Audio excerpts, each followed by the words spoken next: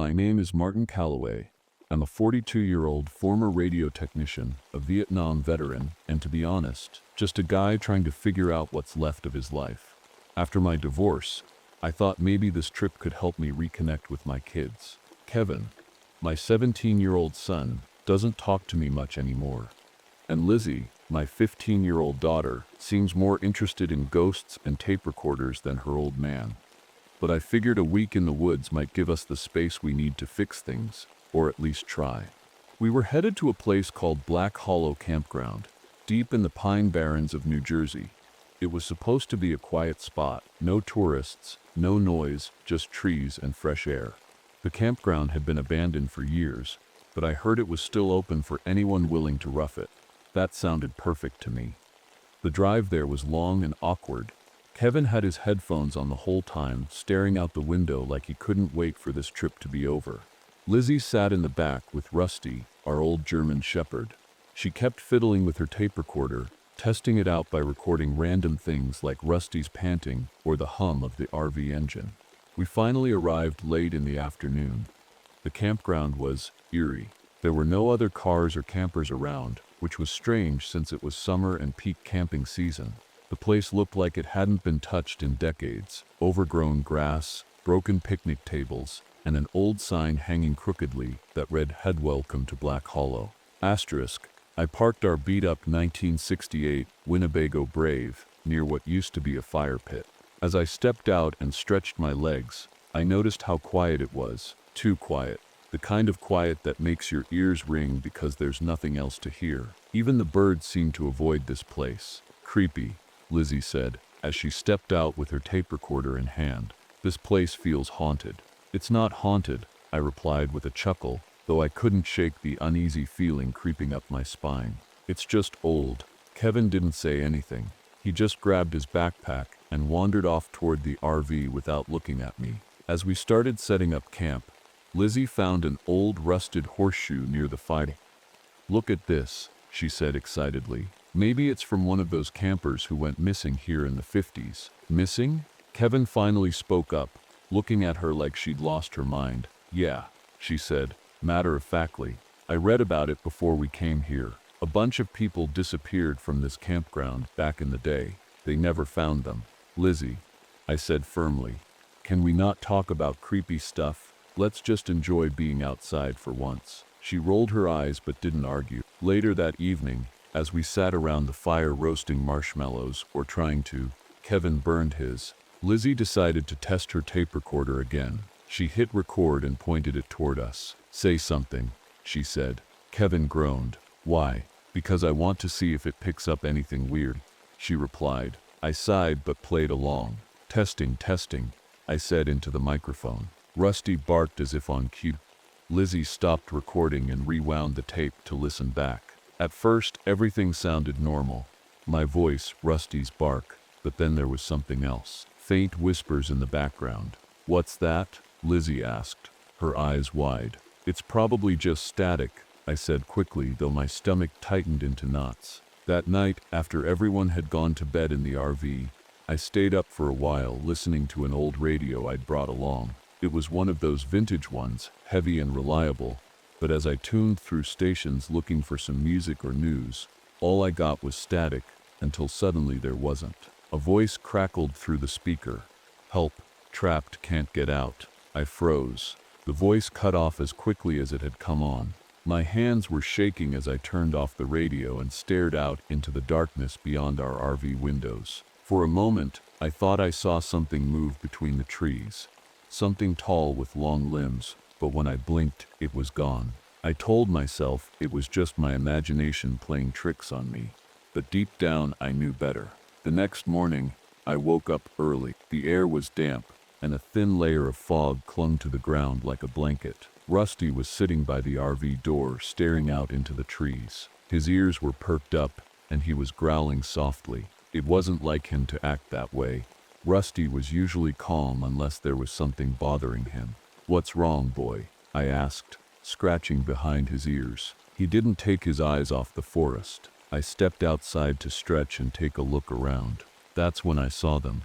Tracks in the dirt just a few feet from where we'd parked. They weren't normal tracks. At first glance, they looked like hoof prints, but they were off. The shape was strange, like a mix between an animal's hooves and a human's feet. They circled around the RV before disappearing into the woods. Probably just some deer, I muttered to myself, though I didn't believe it for a second. By the time Kevin and Lizzie woke up, the fog had started to lift.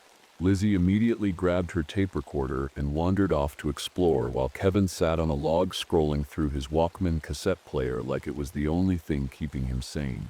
"Stick close to camp," I called out to Lizzie as she disappeared behind some bushes. She waved without looking back. A little while later, we had our first visitor, a man named Harold Winters. He must have been in his late 60s or early 70s, with a scruffy white beard and clothes that looked like they hadn't been washed in weeks. He came hobbling out of the woods carrying a walking stick and a small backpack. "Didn't think anyone else would be out here," he said with a friendly smile that didn't quite reach his eyes. "Same here," I replied. "You camping nearby?" He nodded and gestured toward the trees behind him. "Just over yonder. Been coming here for years. Quiet place." There was something about him that put me on edge, but I couldn't figure out why. Maybe it was the way he kept glancing at the RV like he expected something to jump out of it. "You folks be careful," Harold said after a moment of silence.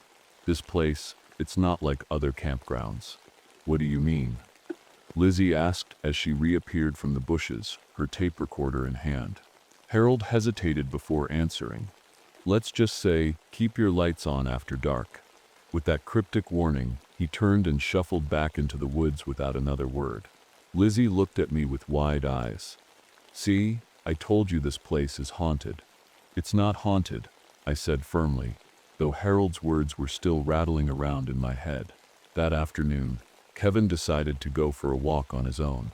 He didn't tell me where he was going, just grabbed his jacket and disappeared into the trees before I could stop him. "Stay close," I shouted after him, but he didn't respond. Lizzie stayed near the RV with Rusty while I tried to keep myself busy chopping wood for a fire later that night.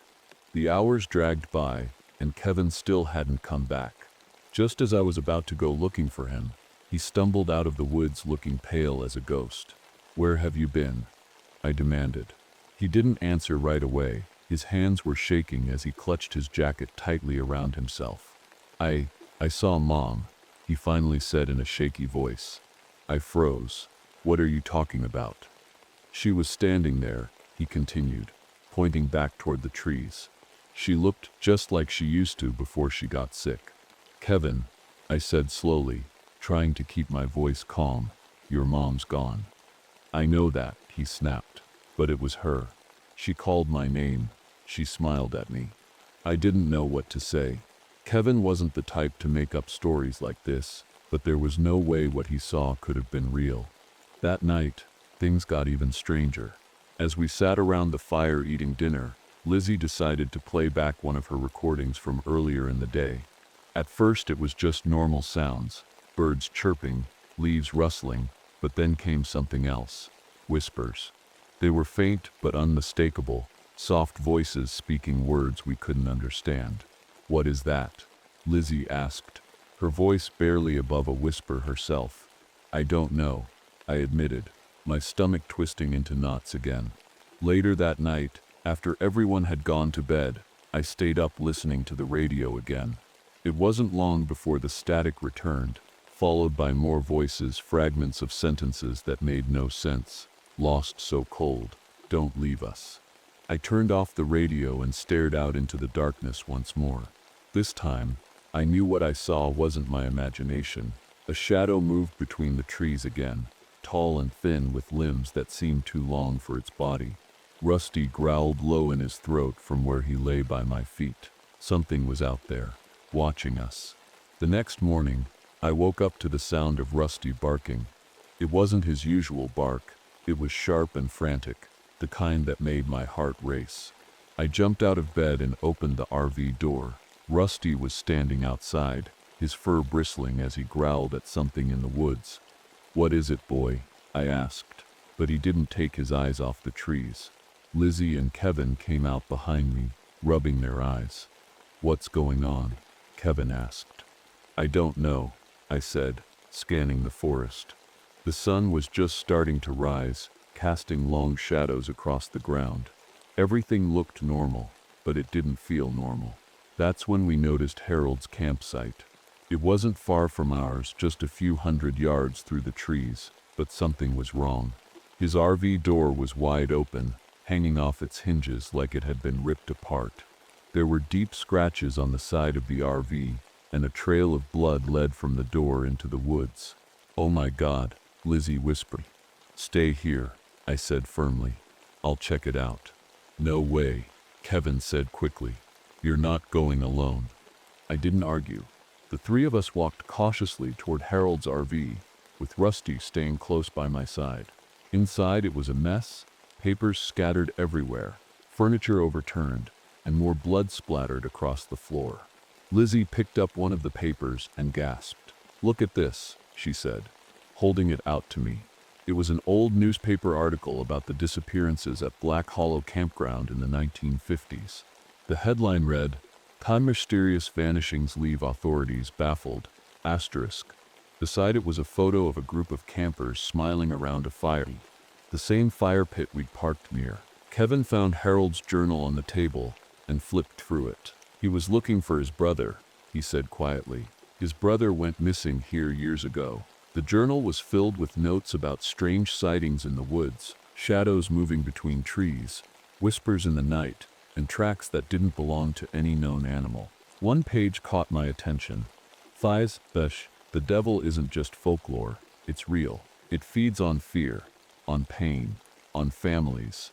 I felt a chill run down my spine as I read those words. We hurried back to our RV after that, locking the doors behind us.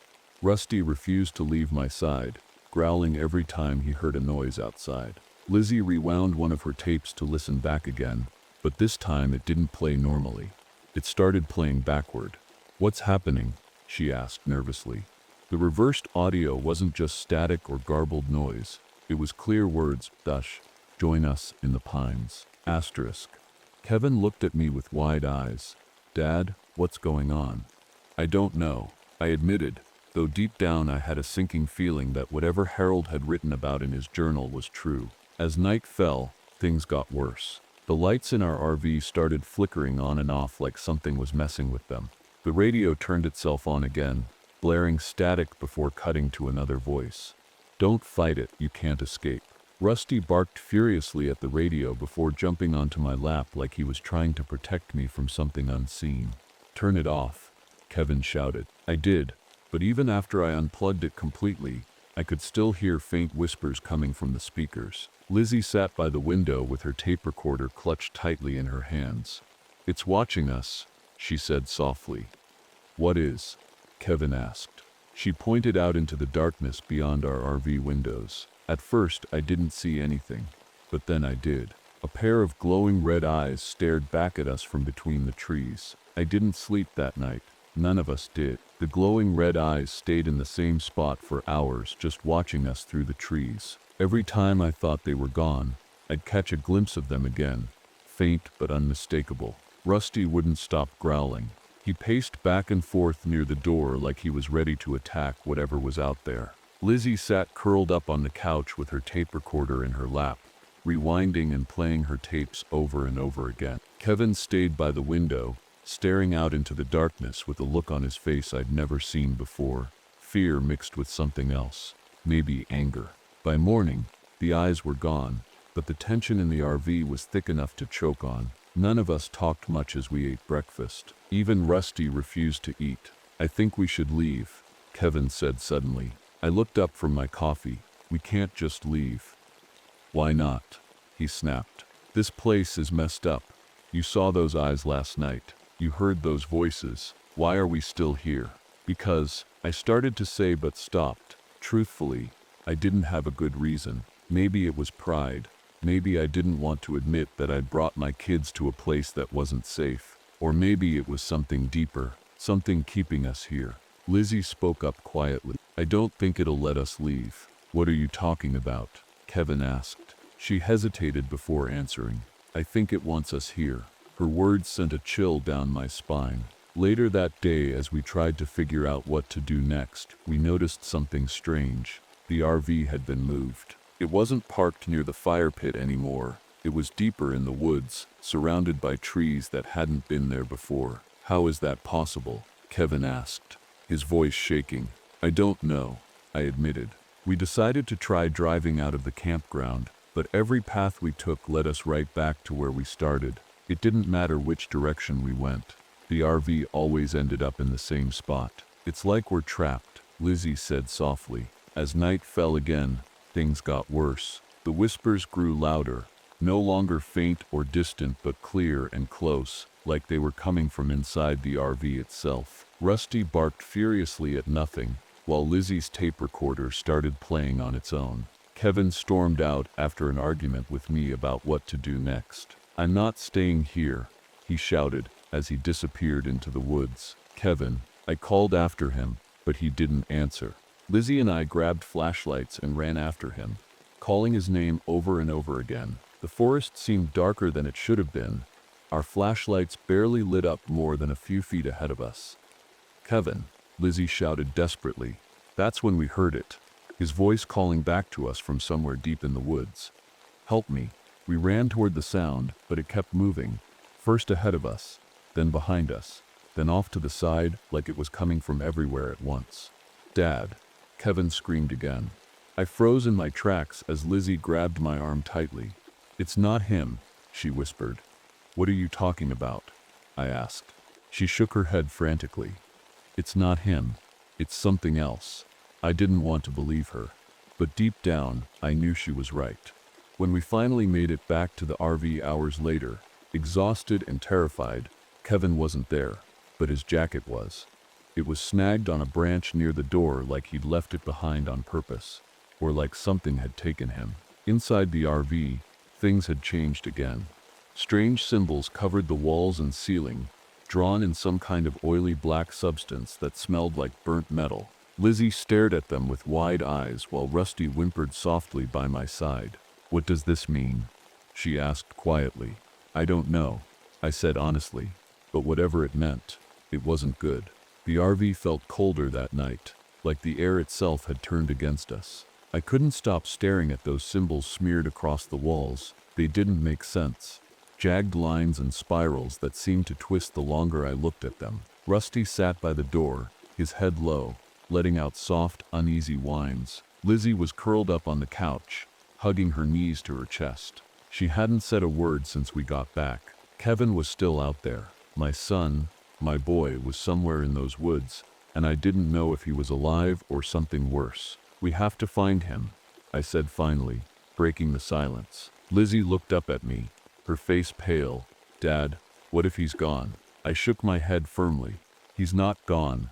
He's out there, and we're going to bring him back." She didn't argue, but I could see the doubt in her eyes. We spent hours trying to come up with a plan, but nothing made sense. Every time we thought about leaving the RV, something would happen. A faint knock on the door, whispers outside the windows, or a shadow moving just beyond the edge of the trees. It was like whatever was out there wanted us to stay put, wanted us scared. At some point during the night, Lizzie's tape recorder started playing again on its own. The static was loud and grating, but underneath it, we could hear Kevin's voice. "Dad, Lizzie, help me." Lizzie grabbed the recorder and stared at it in horror. "That's him," she cried. "Wait," I said quickly, grabbing her arm before she could run for the door. "Listen." The voice continued, but something about it was wrong. It sounded like Kevin, but not quite. There was an edge to it, like someone else was speaking through him. "Come outside," the voice said. "I'm waiting." "No," Lizzie whispered, clutching the recorder tightly. "That's not him." I nodded slowly. "It's trying to trick us." The whispers outside grew louder after that, circling the RV like a pack of wolves closing in on their prey. Rusty barked furiously at the door, his teeth bared as if he could see something we couldn't. Then came the knocking. It started softly, just a gentle tap tap tap on the side of the RV, but it quickly grew louder and more frantic, until it sounded like someone was pounding with both fists. "Dad," Lizzie whimpered. I grabbed one of the old hunting rifles I'd found under the RV floor earlier that day and pointed it at the door. My hands were shaking so badly, I could barely hold it steady. "Who's there?" I shouted. The knocking stopped instantly. For a moment, everything was silent again. No whispers, no movement outside, just an eerie stillness that made my skin crawl. Then came Kevin's voice from just outside the door. "It's me. Let me in." Lizzie gasped and ran toward the door before I could stop her. "Kevin," she cried. "Wait," I yelled, pulling her back before she could unlock it. "That's not him." "How do you know?" she demanded, tears streaming down her face. "I just know," I said firmly. Rusty growled low in his throat as something heavy landed on top of the RV. With a loud thud, the whole vehicle shook under its weight as claws scraped against the metal roof. "It's here," Lizzie whispered. I didn't need to ask what she meant. I could feel it too. Whatever had been stalking us since we arrived, whatever had taken Kevin, it was finally making its move. The scraping stopped suddenly, replaced by an eerie silence that stretched on for what felt like forever. Then came a new sound, footsteps circling around us from every direction at once. "Dad," Lizzie whispered again, her voice trembling. "I know," I said quietly, gripping the rifle tighter as my heart pounded in my chest. We stayed like that for hours, or maybe it was only minutes. Time didn't feel real anymore until finally everything went quiet again. No footsteps, no whispers, just silence. But deep down, I knew this wasn't over. Not even close. The silence didn't bring relief. It made everything worse. It was the kind of quiet that presses down on you, heavy and suffocating, like the world itself is holding its breath.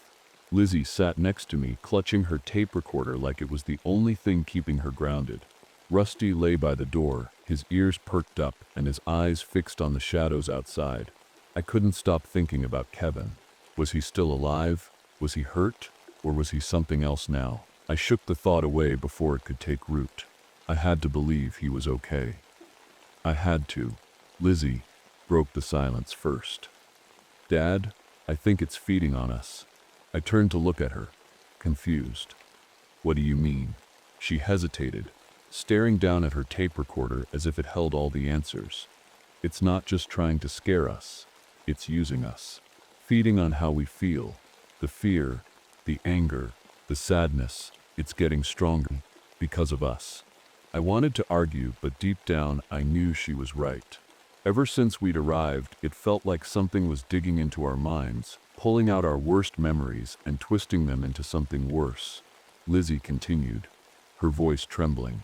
"I think that's why it took Kevin. He's angry, hurt, broken. It's using him." Her words hit me like a punch to the gut. Kevin had been distant ever since his mom died. Angry at the world, angry at me for not being able to fix things. If this thing really was feeding on emotions, Kevin would have been an easy target.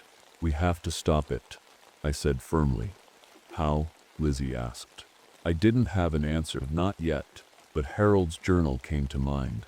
He'd written about the Jersey Devil and its connection to fear and pain. If he'd been researching it for years, maybe there was something in his notes that could help us. "Stay here," I said, grabbing the rifle and heading for Harold's RV. "No way," Lizzie said quickly, standing up to follow me. "I'm not staying here alone." Rusty barked once and trotted after us as we stepped outside into the cold night air. The forest felt different now, darker, heavier, like every tree was watching us. Harold's RV was just as we'd left it, broken and bloodied, but his journal was still there on the table. Lizzie flipped through the pages while I kept watch with the rifle. "Here," she said suddenly, pointing to a section near the back of the journal. The page was filled with scribbled notes about electromagnetic frequencies and how they seemed to disrupt whatever force controlled the Jersey Devil. Harold had been experimenting with radio signals before he disappeared, trying to find a way to weaken or repel it. "This is it," Lizzie said excitedly. "We can use your radio." I nodded slowly, feeling a flicker of hope for the first time in days. My old radio equipment might be outdated, but if Harold's research was right, we could use it to fight back. We hurried back to our RV and started working on modifying the radio. Lizzie read through Harold's notes while I adjusted frequencies and rewired connections. Rusty sat by the door again, growling softly every time something moved outside. As we worked, Lizzie's tape recorder started playing again, this time without warning or explanation. Kevin's voice came through loud and clear. "It hurts. Dad, help me." Lizzie froze, staring at the recorder with tears streaming down her face. "That's him," she whispered. "Whoa." "No," I said firmly, though my own voice shook as I spoke. "It's not him." The voice continued. "Come outside, please." Lizzie looked at me desperately. "What if it is him?" I shook my head again. "It's not." Before she could argue, something heavy landed on top of our RV again, a loud thud that made the whole vehicle shake violently. "It knows what we're doing," I said quickly, grabbing the rifle again. Rusty barked furiously as claws scraped against the roof above us. "Keep working," I shouted over the noise as Lizzie adjusted the radio dials frantically. The whispers outside grew louder, angrier, as if whatever was out there knew we were trying to fight back. Finally, Lizzie shouted triumphantly, "Got it." The radio crackled to life with a high-pitched frequency that made my ears ring painfully, but almost immediately, everything outside went silent again. "It worked," Lizzie whispered in disbelief. For a moment, I thought we were safe, but then came Kevin's voice again. "Dad, please." Kevin's voice cut through the silence like a knife. It sounded so real, so close, that for a moment I almost believed it was really him. Lizzie froze, her hand hovering over the radio dial. Rusty growled low in his throat, his eyes fixed on the door. "Dad," the voice called again, softer this time. "It's me. I'm hurt. Please." Lizzie looked at me, her face pale and full of doubt. "What if it's really him?" she whispered. "It's not," I said firmly, though. My heart felt like it was being torn in two. "It's trying to trick us." "But what if you're wrong?" she asked, tears streaming down her face. "What if he needs us?" I didn't have an answer for that. Every instinct I had told me to stay inside, to keep the radio running and hope that whatever was out there would give up and leave us alone. But the sound of Kevin's voice, his pain, his fear, it was unbearable. Then came the knocking again, soft at first, then louder and more desperate. "Dad." Lizzie opened the door. The voice cracked like he was crying. "I don't want to die out here." Lizzie sobbed quietly, clutching her tape recorder like it could somehow protect her. Rusty barked furiously at the door, his teeth bared as he lunged toward it. "Stay here," I said finally, grabbing the rifle and heading for the door. "Dad." "No," Lizzie cried, grabbing my arm. "You can't go out there." "I have to," I said, my voice shaking but determined. "If there's even a chance it's him." She didn't let go at first, but eventually, she nodded reluctantly and stepped back. "Be careful," she whispered. I opened the door slowly, stepping out into the cold night air with the rifle raised. The forest was eerily quiet.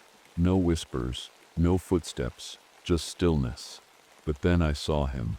Kevin stood at the edge of the trees, his face pale and his clothes torn. He looked exactly like I remembered him, scared and vulnerable, but something about him felt off. "Dad," he said weakly, taking a step toward me. "It's me." "Kevin?" I called out cautiously. He nodded, tears streaming down his face. "I'm sorry. I shouldn't have left. Please don't leave me out here."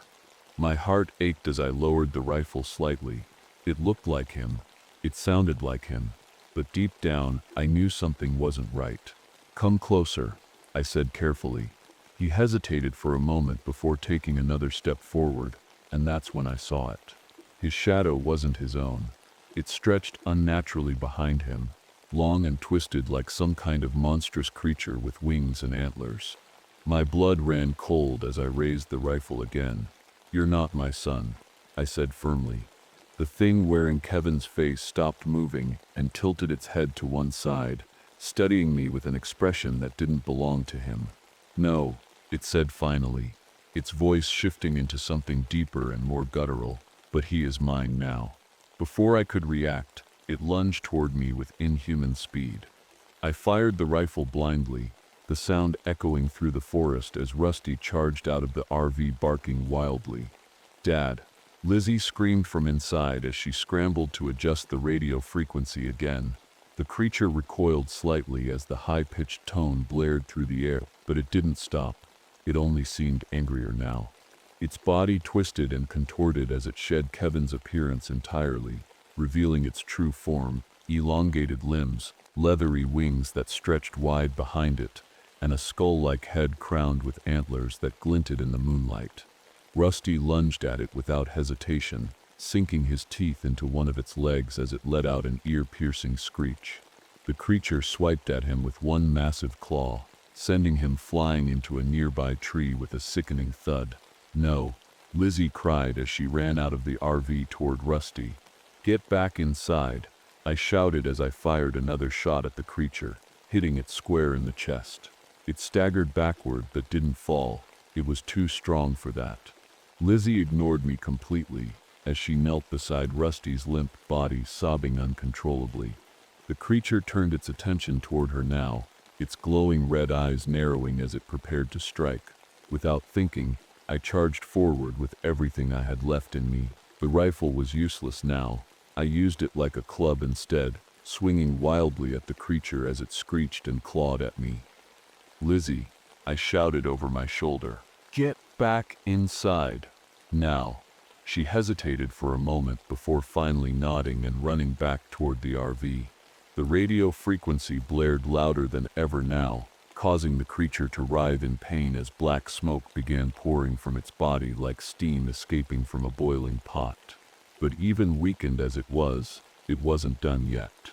The creature let out a guttural roar, its twisted body writhing in the moonlight as the radio's high-pitched frequency continued to tear into it. Black smoke poured from its skin, and its antlers seemed to crack and splinter like dry wood. But even in its weakened state, it was still coming for us. "Lizzie!" I shouted, running back toward the RV. "Turn it up." Louder.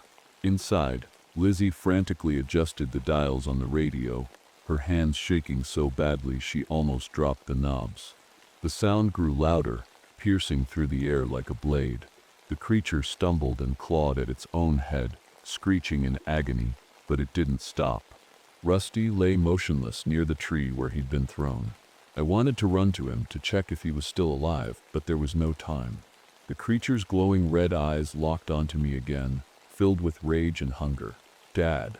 Lizzie screamed from the RV. "It's not working. What do we do?" I didn't have an answer. My mind raced as I tried to think of something, anything, that could stop this thing for good. That's when I remembered Harold's journal. He'd written about electromagnetic pulses disrupting the creature's energy. If I could amplify the radio's signal, maybe I could create a pulse strong enough to destroy it. But it would take everything we had. I ran back into the RV and started tearing through the storage compartments, looking for anything that could help. Old wires, batteries, propane tanks. It wasn't much, but it would have to do. "What are you doing?" Lizzie asked, her voice trembling. "I'm going to rig the RV," I said without looking up. "Turn it into one big pulse generator." "What does that mean?" she asked. "It means we can stop it," I said firmly. "But we might not make it out." Her face went pale as she realized what I was saying. "No," she said quickly. "There has to be another way." "There isn't," I said, grabbing her shoulders and looking her in the eyes. "Listen to me, Lizzie. You're going to get out of here, okay? You're going to live." "No," she cried, tears streaming down her face. "I'm not leaving you.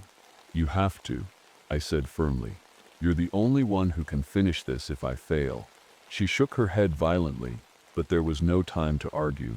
The creature slammed into the side of the RV with enough force to tip it slightly off its wheels. Lizzie screamed as sparks flew from one of the loose wires on the radio. "Go," I shouted, shoving her toward the emergency exit at the back of the RV. "Run as far as you can and don't look back." She hesitated for a moment before finally nodding through her tears. "I love you, Dad," she whispered. "I love you too," I said, my voice breaking.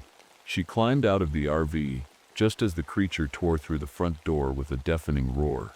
Its massive claws ripped through metal like paper as it lunged toward me. "Come on!" I shouted at it, backing toward the propane tanks I'd rigged with wires and batteries. The creature followed me inside, its twisted body filling the small space as black smoke poured from its wounds. Its glowing red eyes burned with fury as it reached for me with one elongated arm. "Not today," I muttered under my breath as I hit the switch. The RV erupted in a blinding flash of light and sound as the electromagnetic pulse detonated. The force knocked me off my feet and sent a wave of heat surging through my body. For a moment, everything went silent. No screeches, no whispers, just pure nothingness. When I opened my eyes again, flames were licking at what was left of the RV's walls. The creature stood in front of me, its body engulfed in fire and smoke. It let out one final roar before collapsing into a heap of ash and embers. I tried to stand but couldn't move. My legs felt like they were made of lead. Through the flames and smoke, I saw Lizzie standing at the edge of the clearing, watching in horror as everything burned around us. "Run," I whispered weakly, though I wasn't sure if she could hear me. The last thing I saw before everything went dark was Rusty's limp body lying near the tree and Lizzie running toward safety. When I woke up, everything was quiet. Too quiet. The kind of silence that feels wrong, like the world has stopped moving. My body ached all over, and I couldn't tell if I was alive or dead. Smoke hung heavy in the air, stinging my eyes and filling my lungs as I tried to sit up. The RV was gone, reduced to a smoldering pile of twisted metal and ash. The forest around me was scorched black, the trees bent and broken like they'd been caught in a hurricane. The creature, it was gone too. At least I hoped it was. I looked around desperately for Lizzie. "Lizzie," I called out, my voice hoarse and weak. No answer. Panic surged through me as I tried to stand, but my legs gave out beneath me. "Lizzie?" I shouted again, louder this time. Finally, I saw her walking toward me from the edge of the clearing. Her face was pale, streaked with dirt and tears, but she was alive. She clutched her tape recorder tightly against her chest, like it was the only thing keeping her grounded. "Dad," she cried, running to me. I tried to smile, but my face felt too heavy. "You're okay," I said weakly as she knelt beside me. She nodded, tears streaming down her face. "You saved us." I wanted to believe her, to believe that it was over, but deep down I wasn't sure. Something about the air felt wrong, heavy like whatever had been here wasn't truly gone. Rusty didn't make it. Lizzie buried him near the edge of the clearing while I sat helplessly on the ground, watching her through blurry eyes. She didn't say much as she worked, just whispered softly to herself like she was trying to hold herself together. When she finished, she came back to me and helped me stand. "We have to go," she said quietly. I nodded, leaning on her for support as we made our way out of the forest. Every step felt like a battle. My legs barely worked, and my head spun with every movement, but somehow we kept going.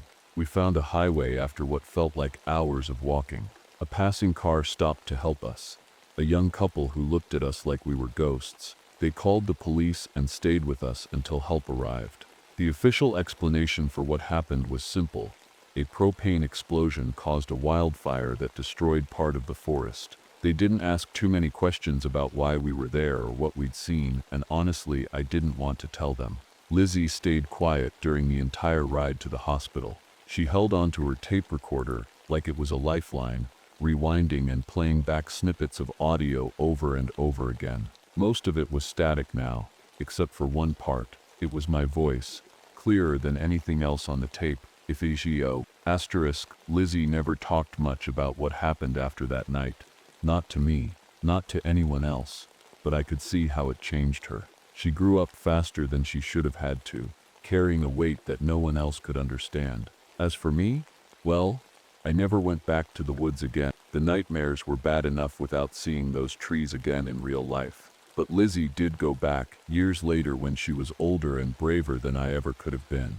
She told me she needed answers, that she couldn't move on until she knew for sure that it was gone. She brought equipment with her this time, better gear than we'd had before, and set up camp near what used to be Black Hollow Campground. She didn't tell me much about what she found there. just that it wasn't over yet. The last time we talked about it, she said something that stuck with me. It's not just one thing, it's bigger than that. I don't know what she meant by that, or maybe I do, but don't want to admit it. All I know is that whatever's out there, it's still watching.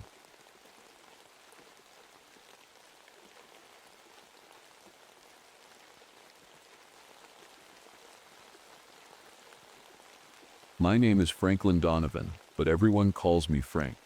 I'm just a regular guy, a former truck driver turned traveling salesman. Nothing too exciting, really. My wife Maggie thought it'd be a great idea to take the kids on a road trip this summer.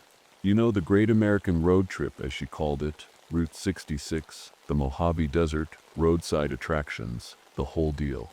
She wanted to document it with her camera, and I figured it'd be good for the twins to see something other than TV screens and comic books. We packed up our brand new 1967 Winnebago Brave and hit the road early one morning. Maggie was buzzing with excitement, snapping pictures before we even pulled out of the driveway. Philip and Pamela, our 9-year-old twins, were already arguing over who got the top bunk in the RV. Typical kids. The desert was brutal that summer. The heat was like stepping into an oven, even though it was still early in the day. But I knew my way around these roads. Years of driving trucks had taught me every shortcut and scenic route in the western states. Maggie wasn't too thrilled when I decided to take a detour through the Mojave Desert instead of sticking to the main highway. She said something about weather warnings, but I waved her off. It's all part of the adventure, I told her. Our first stop was at this dusty little rest area. Nothing fancy, just a picnic table and a patch of dirt surrounded by scrubby bushes. Maggie wanted to stretch her legs and take some pictures, so we parked the RV and let the kids run around for a bit. That's when Philip found it, a strange-looking object half buried in the dirt near some rocks. It looked like a curved bone comb, smooth and polished but old, like something you'd find in an antique store. He held it up triumphantly like he'd just discovered buried treasure. "Dad, look what I found," he shouted, running over to show me. I took one look at it and felt uneasy. There was something about it that didn't sit right with me. "Put that back where you found it," I said firmly. "But why?" Philip asked, his face scrunching up in disappointment. "Just do as I say," I replied, trying not to sound too harsh.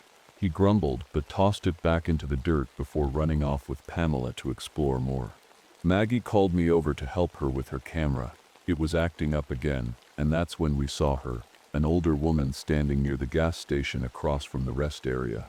She was waving at us like she needed help. I walked over to see what was going on.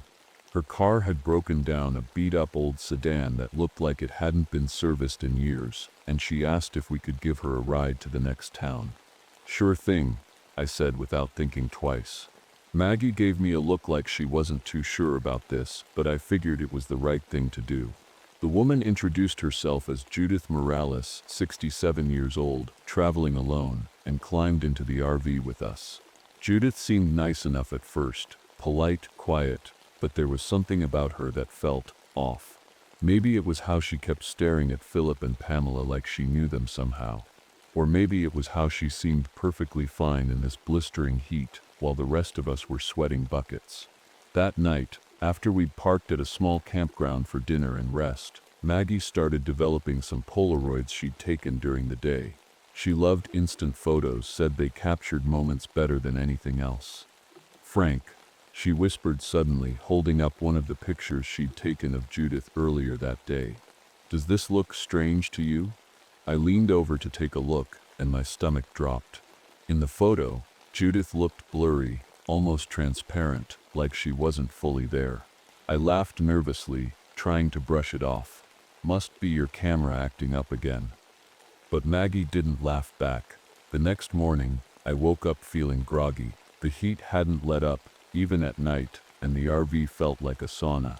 I stumbled into the tiny kitchen area to grab some water, only to find Maggie standing by the sink with a puzzled look on her face.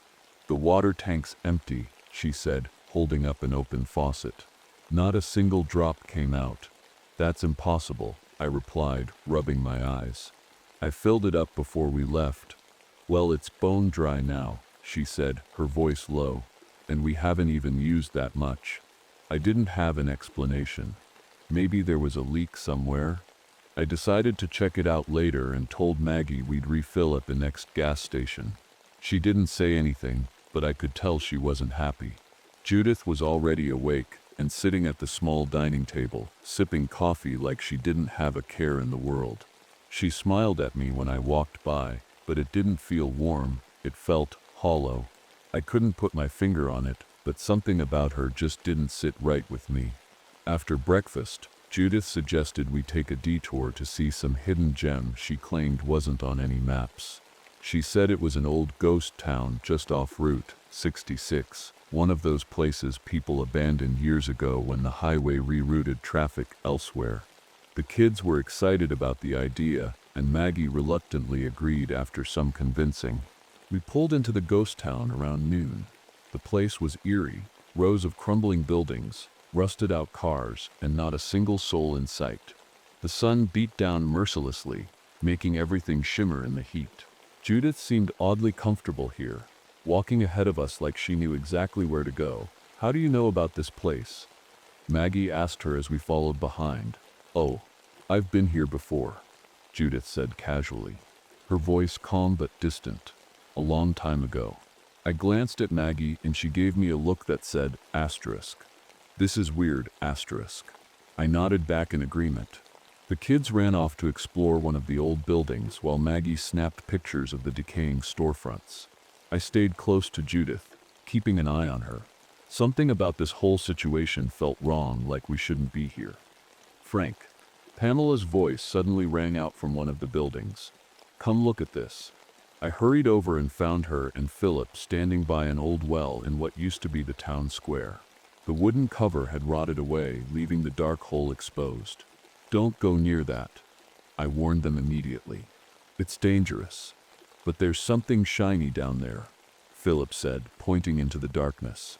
"I don't care what's down there," I snapped. "Step away from it." They backed off reluctantly, and I made sure they stayed close after that. Judith watched us from a distance with an unreadable expression on her face. By the time we got back to the RV later that afternoon, I was exhausted and more than ready to leave that creepy place behind. But as we drove away, something Philip said made my stomach tighten. "Dad," he whispered from the back seat. "I saw Judith outside last night." "What are you talking about?" I asked, glancing at him through the rearview mirror. "She was standing by the window," he said quietly. "But she was supposed to be sleeping inside." My hands tightened on the steering wheel as a chill ran down my spine. Maggie turned around in her seat to look at Philip. "Are you sure?" she asked gently. He nodded solemnly. I saw her. Maggie and I exchanged uneasy glances but didn't say anything more. I didn't want to scare the kids or myself any more than I already was. That night, after we parked for dinner and rest again, Maggie pulled me aside while the kids were playing outside near the RV. "I've been thinking about what Philip said," she whispered urgently. "And Frank, there were wet footprints this morning." "What?" My voice came out louder than I intended. "In the RV," she continued quietly, "leading from where Judith was sleeping to where we keep our water tank." I didn't know what to say. My mind raced with possibilities, none of them good. The next day started off tense. Maggie and I hadn't talked much after her revelation about the wet footprints, but it was clear we were both on edge. Judith, on the other hand, seemed completely at ease.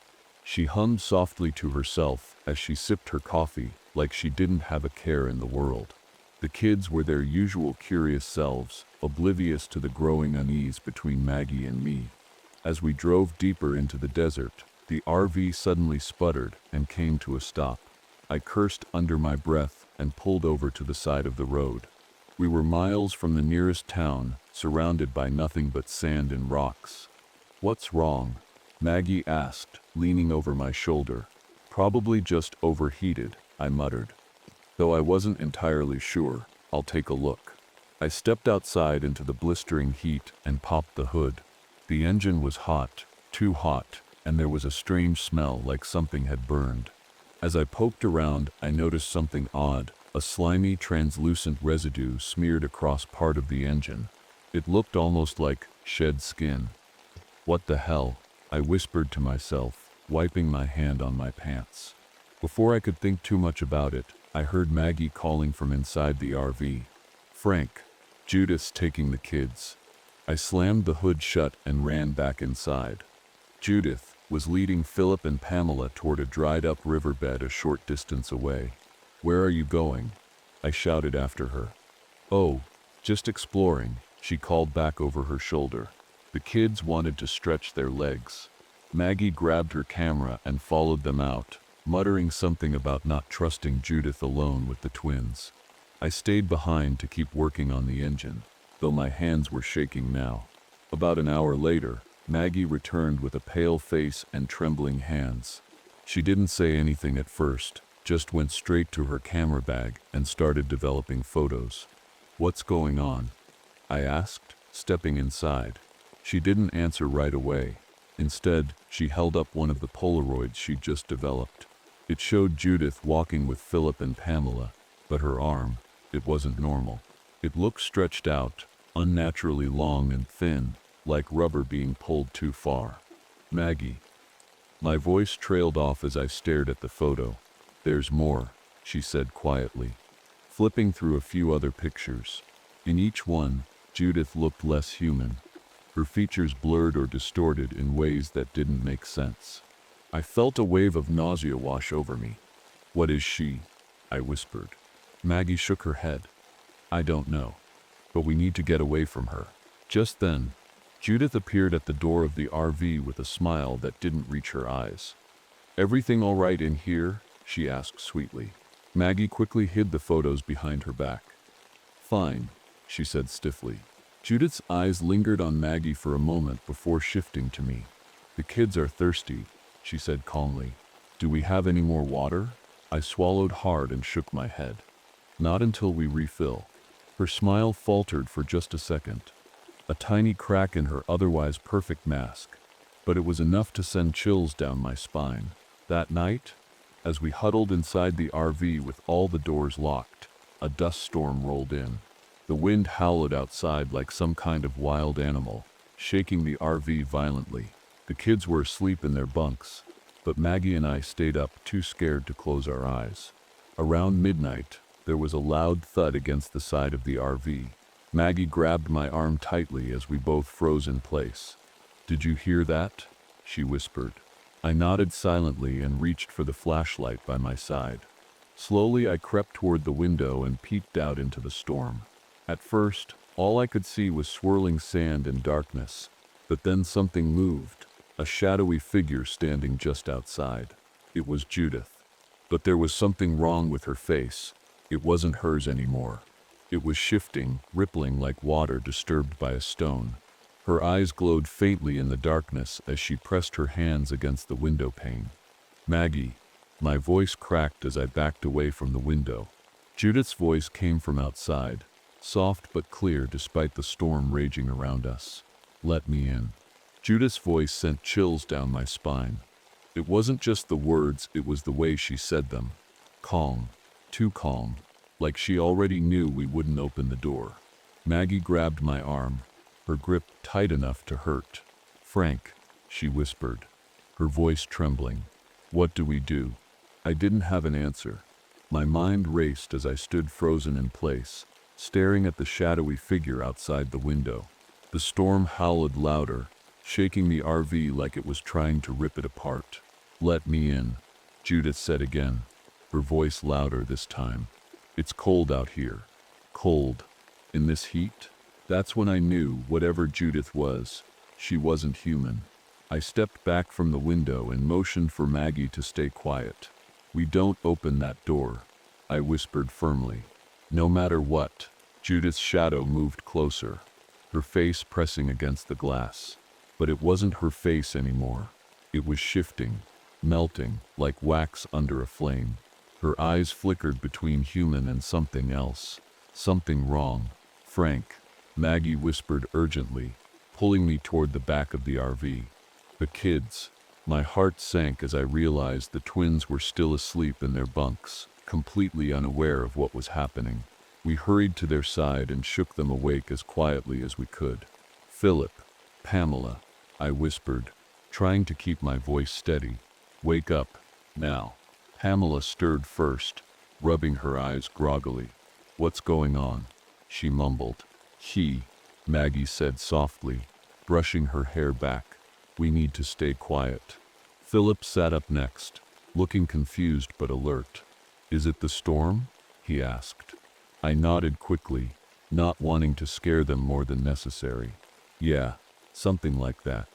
Just then, there was another loud thud against the RV, this time on the roof. Maggie and I froze as we looked up at the ceiling. Whatever Judith was doing, it wasn't giving up. We need to get out of here, Maggie whispered urgently. How? I asked, my voice low but tense. The engines shot. Before she could answer, a loud scraping sound echoed from above us, like nails dragging across metal. The kids clung to Maggie as I grabbed a wrench from the small toolbox near the driver's seat. It wasn't much, but it was better than nothing. The lights in the RV flickered suddenly, then went out completely, plunging us into darkness. See? No, Maggie whispered shakily, fumbling for her camera bag. She always kept a small flashlight with her for nighttime photography. After a few tense seconds of searching, she found it and clicked it on. See? The beam of light cut through the darkness just enough for us to see each other's faces, but it also made everything outside feel even darker. Stay together, I said firmly, holding the wrench tightly in one hand while guiding everyone toward the center of the RV with the other. The scraping sound stopped abruptly, replaced by an eerie silence that made my skin crawl, and then we heard it. A soft dripping sound coming from near the water tank. Maggie shone her flashlight toward the back of the RV where we kept our supplies, and there it was, a trail of wet footprints leading from Judith's sleeping area to our water storage compartment. Oh my God, Maggie breathed, her voice barely audible. The footprints weren't normal. They shimmered faintly under the flashlight's beam, like they were made of something more than just water, something alive. Before I could say anything, there was a loud crash as one of the windows shattered behind us. The kids screamed as shards of glass flew everywhere. I turned around just in time to see a long, distorted arm reaching through the broken window, its fingers too long and too thin to be human. Get back, I shouted, swinging the wrench at the arm with all my strength. The thing recoiled with an unnatural screech that made my ears ring before disappearing into the storm outside. But I knew it wasn't gone. Not really. We can't stay here, Maggie said urgently, pulling Pamela close as Philip clung to my side. It'll get in. She was right. We were sitting ducks in this RV, but where could we go? We were stranded in the middle of nowhere with no working engine and no way to call for help. That's when I remembered something Judith had said earlier about how she'd been here before. She knew this area better than any of us, which meant there had to be somewhere nearby she didn't want us finding. There might be an old building or shelter nearby, I said quickly, grabbing what little supplies we had left, a couple of water bottles and Maggie's flashlight, and stuffing them into a bag. We need to move now. Maggie nodded reluctantly but didn't argue. We bundled up the kids as best we could and opened the door just enough to step out into the storm. The wind hit us like a wall of fire. It was so hot it felt like breathing in flames, but we pressed on anyway, sticking close together as we stumbled through the sand and darkness. Behind us, I could hear it, the sound of something following us through the storm, something that wasn't slowed down by heat or wind or fear, something that wanted us and wouldn't stop until it got what it came for. The storm was relentless. Sand whipped against our faces, stinging like tiny needles, and the heat was unbearable. Every step felt like a struggle, but we couldn't stop, not with Asterisk out there, somewhere in the darkness behind us. I held Philip's hand tightly as Maggie clutched Pamela to her side. The flashlight beam wavered with every step, barely cutting through the swirling sand. My heart pounded in my chest, and every sound, every gust of wind, every crunch of sand made me jump. We can't keep walking like this, Maggie said, her voice barely audible over the wind. The kids, they won't make it. She was right. The twins were already stumbling, their small bodies struggling against the storm. I scanned the horizon desperately, looking for anything. anything that could shelter us. And then I saw it, a dark shape in the distance, barely visible through the haze. "There," I shouted, pointing ahead. "Looks like an old building." We pushed forward, the shape growing clearer with each step. It was a small abandoned motel, run down and crumbling, but it was better than nothing. The faded sign above the entrance read Dew Desert Oasis Inn. The irony wasn't lost on me. We stumbled inside and slammed the door shut behind us. The silence was deafening after the roar of the storm outside. The air inside was stale and thick with dust, but at least it was cooler than out there. The motel lobby was a mess, broken furniture, shattered windows and sand piled in every corner. But what caught my attention immediately was the pool just outside the back door. It was filled with dark, stagnant water that smelled faintly of rot. Maggie wrinkled her nose at the sight. "That's disgusting." "Yeah," I agreed. "But it might buy us some time if *** follows us here." We didn't have much choice. I led everyone into one of the motel rooms and barricaded the door with a dresser. Maggie sat on the bed with Pamela, while Philip curled up in a corner, his head resting on his knees. "Are we gonna be okay?" Pamela asked softly, her voice trembling. Maggie stroked her hair gently. "Of course we are," she said, though her voice lacked conviction. I wanted to reassure them too, but something wasn't right. Philip hadn't said a word since we left the RV, not even when we found the motel. He just sat there silently, staring at nothing. "Philip," I said cautiously, kneeling down beside him. "You all right, buddy?" He didn't respond at first. Then he slowly lifted his head to look at me, and my blood ran cold.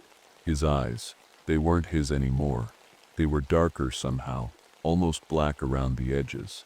And his skin, it looked like it was rippling, just barely noticeable under the dim light. "Frank."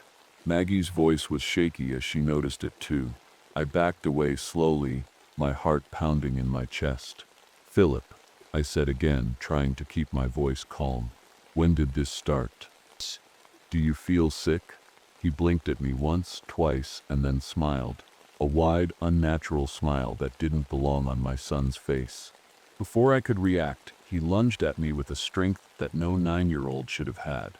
We hit the ground hard as he clawed at me, his fingers digging into my arms like talons. "Frank!" Maggie screamed as she grabbed Pamela and pulled her back. I struggled beneath him, trying to push him off without hurting him. But this wasn't Philip anymore. It couldn't be. His skin rippled again as he snarled like an animal, his teeth bared and sharp. "Maggie, get out of here," I shouted as I managed to throw him off me. She hesitated for half a second before grabbing Pamela and running toward the door. But before she could reach it, something slammed against it from outside with enough force to rattle the walls. It was * here. The thing that had been Judith, or whatever it really was, wasn't done with us yet. Philip, or what used to be Philip, crawled toward me on all fours like some kind of predator. His movements were jerky and unnatural, his limbs bending in ways they shouldn't have been able to. I grabbed a broken chair leg from the floor and held it out in front of me like a weapon. "Stay back," I shouted desperately. It paused for a moment, tilting its head like it was studying me, and then it smiled again. Behind me, Maggie screamed as something began pounding against the window. The same distorted arm we'd seen back at the RV reached through the broken glass, clawing at her and Pamela. I didn't think, I just acted. Grabbing Maggie's camera bag from where she dropped it on the floor earlier, I yanked out her flash attachment and pointed it toward Philip Thing's face. The flash went off with a blinding burst of light, and for just a moment, its true form flickered into view.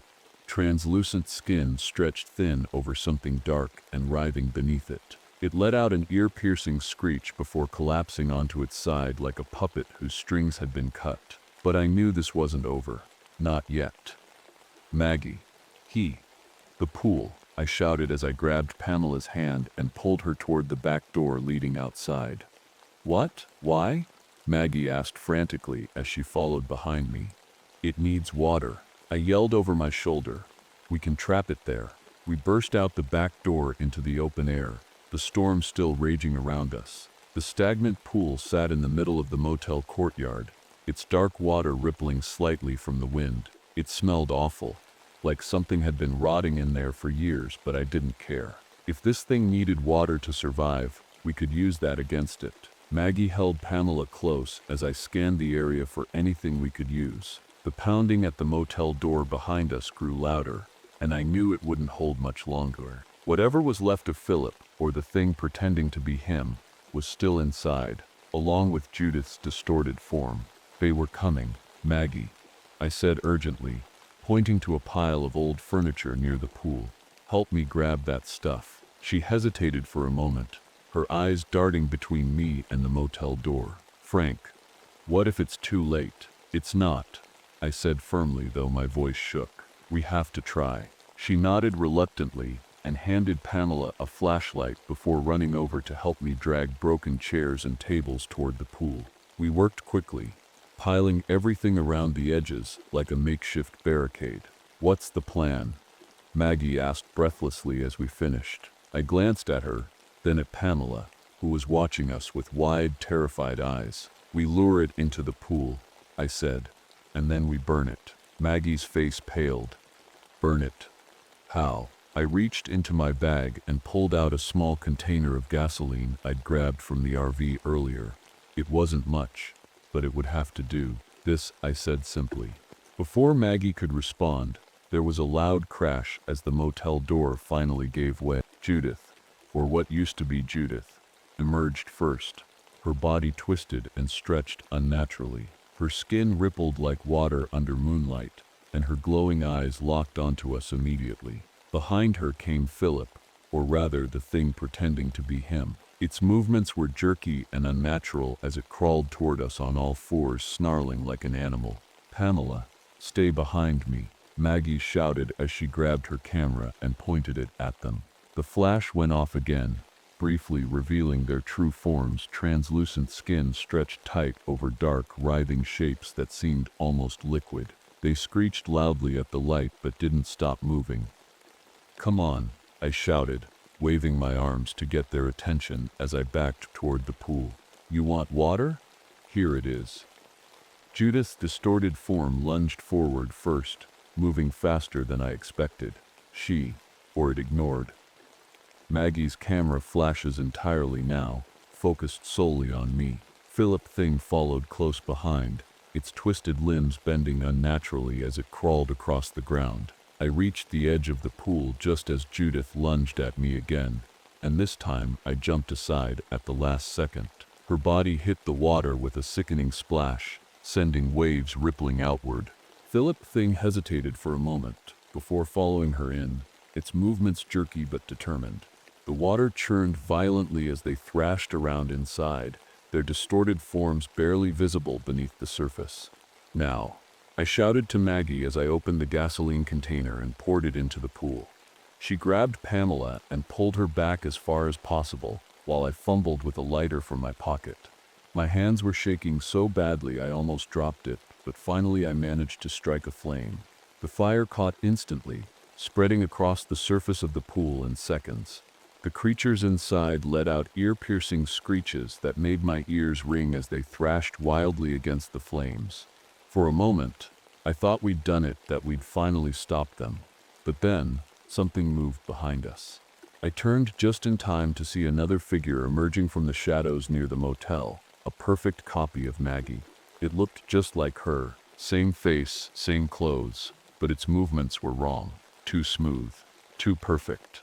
Maggie, I whispered shakily as I stepped back toward her real form. She froze in place as she saw it too, and then she did something that broke my heart. Take Pamela, she said firmly, shoving our daughter toward me. Get her out of here.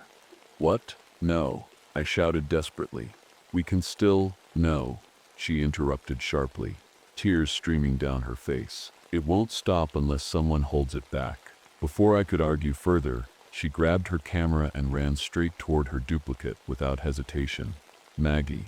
Pamela screamed as she clung to me tightly.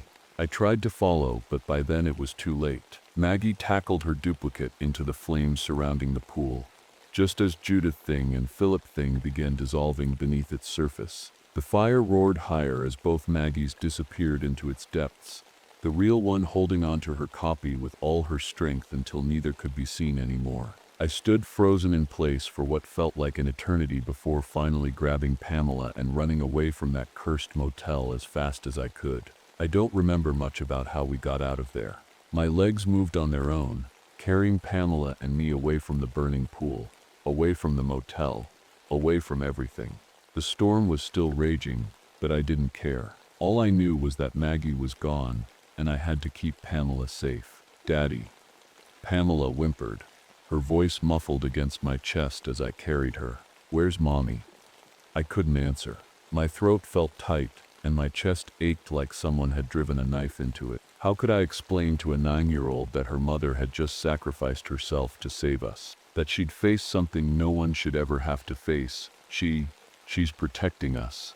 I finally managed to say, my voice cracking, "She's making sure we're safe." Pamela didn't say anything after that. She just clung to me tighter, her small hands gripping my shirt like she was afraid I'd disappear. The storm began to die down as we stumbled across the desert, following an old railroad track I'd spotted in the distance. The tracks stretched endlessly in both directions, but at least they gave us something to follow, something that felt like it might lead us back to civilization. The night was eerily quiet now, except for the crunch of sand under my boots and the faint whistle of wind through the empty desert. But even in the silence, I couldn't shake the feeling that we weren't alone. Every so often, I'd glance over my shoulder, half expecting to see Fidat, or worse, another copy of someone I loved, lurking in the shadows. But there was nothing there, just darkness. "Daddy," Pamela whispered after what felt like hours of walking. "I'm thirsty." I stopped and set her down gently on the ground. My arms were sore from carrying her so far, but I didn't care. She needed me. I reached into my bag and pulled out one of the water bottles we'd grabbed before leaving the RV. There wasn't much left, just a few sips, but I handed it to her anyway. "Here," I said softly. "Drink this." She took it with shaky hands and drank slowly, careful not to spill a single drop. When she finished, she handed it back to me with a small nod. "Thanks," she whispered. I smiled weakly and ruffled her hair. "You're doing great, kiddo." We kept moving after that, following the tracks deeper into the desert. The stars above were bright and clear now that the storm had passed, but they offered little comfort. The desert at night felt endless, like we were walking through some kind of dream that would never end. And then, we found them. Abandoned vehicles scattered along the tracks, cars, trucks, even an old bus, all covered in sand and rusted from years of exposure. At first, I thought it was a good sign that maybe we were close to a town or highway, but as we got closer, my stomach turned. The vehicles weren't just abandoned, they were filled with bodies, or what was left of them. Desiccated corpses slumped over steering wheels or sprawled across seats, their skin shriveled and cracked like old leather. Pamela gasped and buried her face in my side. "Daddy, what happened to them?" "I don't know," I said honestly, though deep down I had a terrible feeling I did know. The skin stealer had been here before us. "We need to keep moving," I said quickly, pulling Pamela away from the gruesome scene. "Come on." But just as we started walking again, Pamela stumbled and let out a small cry of pain. "What's wrong?" I asked urgently, kneeling down beside her. She held up her arm and my heart sank. There was a scratch running down her forearm, faint but unmistakable. It looked fresh, like something sharp had grazed her skin recently. "Did you fall?" I asked quickly, trying to keep my voice calm even as panic bubbled inside me. She shook her head slowly, tears welling up in her eyes. "No. It happened back at the motel, when that thing broke through the window." My blood ran cold as realization hit me like a freight train. The skin stealer had touched her. My hands trembled as I looked at the scratch on Pamela's arm. It wasn't deep, but it didn't matter. The skin stealer had touched her. I'd seen what happened to Philip, how fast it took over. My mind raced, trying to figure out what to do. "Daddy," Pamela said softly, her voice shaking. "Am I gonna turn into one of them?" "No," I said firmly, even though I wasn't sure. "I won't let that happen." I pulled her into a hug, holding her close as I fought back tears. She was just a kid. My little girl. This wasn't supposed to happen to her. None of this was supposed to happen, but there was no time to fall apart. I had to think. We needed a plan. Up ahead, I spotted an old building rising out of the darkness, a crumbling structure with a faded sign that read "Said Desert View Motel." Another motel, abandoned like everything else out here, but it was shelter, and maybe it was where we could make our last stand. "Come on," I said, taking Pamela's hand. "We're almost there." We reached the motel just as the first hints of dawn began to creep over the horizon. The building was in worse shape than the last one, windows shattered, doors hanging off their hinges. But there was something else that caught my attention. A pool. It sat in the middle of the courtyard, just like before, but this one was different. The water wasn't stagnant or dark. It was crystal clear, shimmering faintly in the early light. Pamela stared at it with wide eyes. "It's pretty," she whispered. I didn't trust it for a second. Nothing about this place felt right, but we didn't have a choice. We needed to stop running. I led Pamela inside one of the rooms and barricaded the door with whatever I could find: an old dresser, a broken chair, anything that might slow it down when it came for us. Pamela sat on the bed, clutching her arm and watching me silently.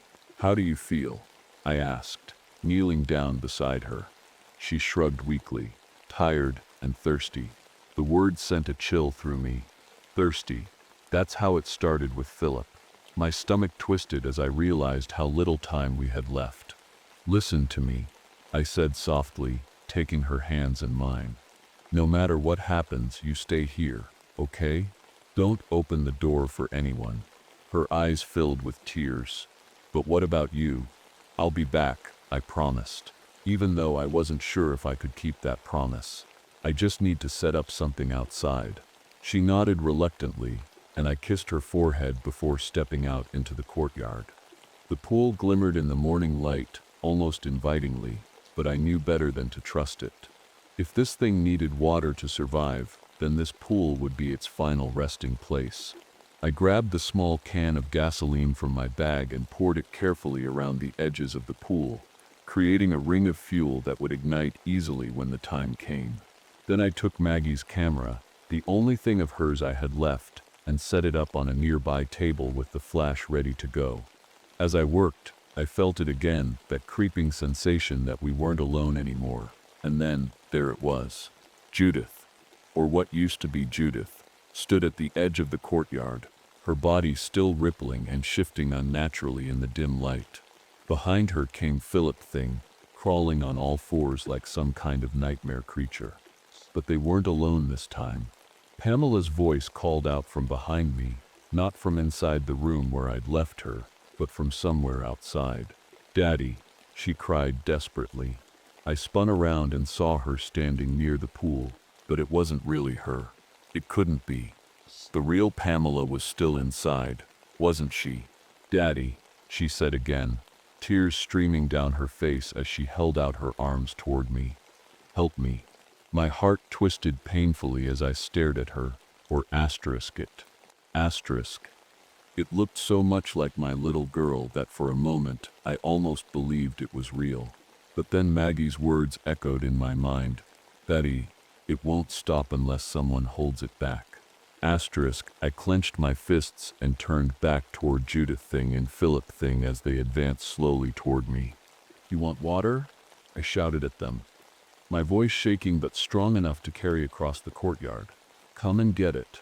They lunged forward together, two twisted forms moving as one, and dove straight into the pool without hesitation. The water churned violently as they thrashed beneath its surface, their distorted shapes barely visible through the ripples. And then, Pamela stepped out of the room behind me, the real Pamela, and screamed, "Daddy, behind you." I spun around just in time to see Asterisk, her duplicate. Asterisk lunging at me from behind with glowing eyes and outstretched arms. Without thinking, I grabbed Maggie's camera and fired off a flash directly into its face. The thing screeched loudly as its true form flickered into view, translucent skin stretched over something dark and writhing beneath, and then stumbled backward into the pool with the others. I didn't waste any time. I grabbed my lighter and flicked it on before tossing it onto the gasoline-soaked ground around the pool. The flames roared to life instantly, engulfing everything in their path, including whatever those things really were. Pamela clung to me tightly as we watched them burn, their screeches growing louder before finally fading into silence. For a moment, there was nothing but firelight and quiet. The fire burned hot and bright, the flames licking up into the early morning sky. The pool became a roaring inferno, the water bubbling and hissing as it evaporated under the heat. Whatever those things were, Judith, Philip, and the thing that had copied Pamela, they writhed and twisted in the flames, their screeches fading into something almost human. And then, silence. I stood there for a long moment, clutching Pamela to my chest. My legs felt weak, my body trembling from exhaustion and fear. The fire crackled in the background, but the desert around us was eerily quiet now. It was over. It had to be. Pamela looked up at me with wide, tear-filled eyes. "Are they gone?" she whispered. I nodded slowly, though I wasn't entirely sure. "Yeah," I said softly. "They're gone." But even as I said it, a part of me couldn't shake the feeling that something wasn't right. The scratch on Pamela's arm, it was still there, and I didn't know if burning those things had stopped whatever was happening to her. I crouched down in front of her, brushing a strand of hair out of her face. "How do you feel?" I asked gently. She hesitated, her little hands fidgeting nervously. "I feel okay," she said quietly. "Just tired." I forced a smile and hugged her tightly. "You're so brave," I whispered. "Mommy would be proud of you." At the mention of Maggie, Pamela started to cry softly against my shoulder. I held her close, my own tears falling silently as I thought about what we'd lost, what I'd lost. Maggie had given everything to protect us, and now she was gone. But we couldn't stay here. The fire was dying down, and the sun was rising over the desert. We needed to find help, to get out of this nightmare for good. "Come on," I said gently, lifting Pamela into my arms again. "Let's go." We followed the railroad tracks for what felt like hours, the blazing sun beating down on us mercilessly. My throat was dry, my legs heavy with each step, but I didn't stop.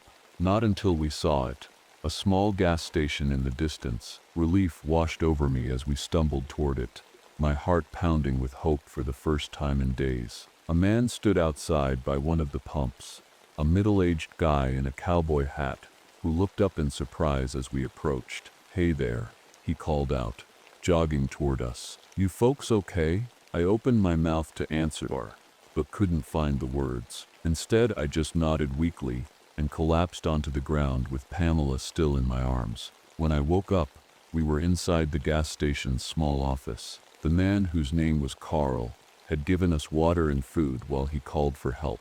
Pamela sat beside me on a worn-out couch, looking pale but alert. "You're lucky I saw you," Carl said as he handed me another bottle of water. "Ain't much traffic out here this time of year." "Thank you," I croaked, my voice hoarse from dehydration. He nodded but frowned slightly as he looked at Pamela's arm. "What happened there?" he asked. I glanced at the scratch and felt my stomach twist again. "It's nothing," I said quickly. "Just an accident." Carl didn't look convinced, but didn't press further. "Well," he said after a moment, "you've got a ride coming soon. Local sheriff's on his way." I nodded gratefully, but couldn't shake the unease gnawing at me. Something still didn't feel right. Months later, Pamela and I moved into a small house in Illinois, close to Maggie's sister like we'd originally planned before everything went wrong. Life slowly returned to something resembling normalcy, though it was never really the same without Maggie. Pamela seemed okay most days. She laughed and played like any other kid, but there were moments when she'd go quiet and stare off into space like she was listening to something only she could hear. One night, as I lay in bed staring at the ceiling, I heard soft footsteps coming from Pamela's room. At first, I thought she was just getting up for water or something, but then I heard her whispering. I got up quietly and walked toward her room, stopping just outside the door to listen. "I'm fine," she whispered softly. "He doesn't know yet." My blood ran cold. I pushed open the door slowly, And there she was, sitting on her bed with her back to me, holding an empty glass of water in her hands. "Pamela," I said cautiously. She turned to look at me, and for just a moment, her shadow on the wall flickered unnaturally, shifting between something human and something else entirely. "Daddy?" she said innocently, tilting her head like nothing was wrong. I forced a smile and stepped back into the hallway. "Nothing," I murmured shakily. "Go back to sleep." As I closed her door and leaned against it, my heart pounding in my chest, one thought echoed in my mind. It's not over.